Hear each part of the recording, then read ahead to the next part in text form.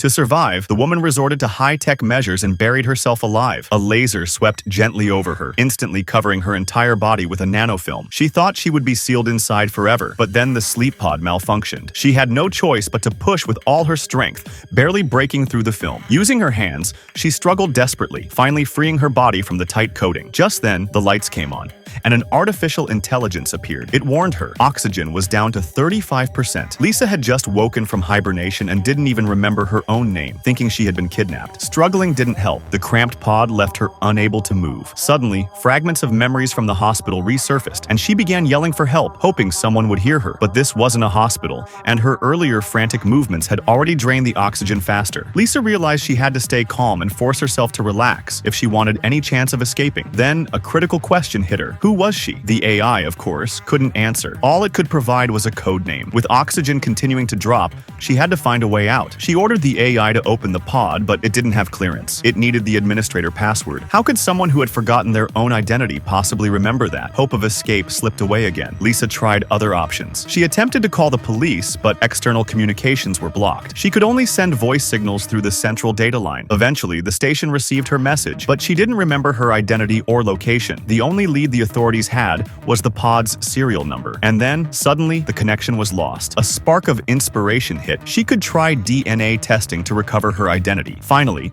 she learned she was a biology PhD named Lisa. The station called back, claiming to be the police captain, warning her about the oxygen levels. By then, she realized oxygen had dropped to 31%, giving her only 70 minutes to live. If she continued intense activity, that would shrink to 43 minutes. Facing imminent death, she pleaded with the captain to save her. Shockingly, he told her the pod had been decommissioned 3 years ago. The only option was to get the administrator password from the company that housed the pod, but that would take time, and time was exactly what she didn't have. The communication cut off again, and Lisa panicked. Every drop in oxygen brought her closer to death. Perhaps because of her frantic struggle, the AI extended a mechanical leg, attempting to inject a sedative. Luckily, Lisa dodged in time, but the exertion induced hallucinations. She felt as if she were outdoors, or even with her husband. When she cleared her head, 17 minutes had passed. Time was running out, and she had to find help elsewhere. She turned to social media and saw her husband's face. Memories flooded back. His name was Leo. She called him immediately, but a woman answered, saying no. Worse, the call was cut off before she could say anything else. No matter how many times she tried after that, no one picked up. Having exhausted every option,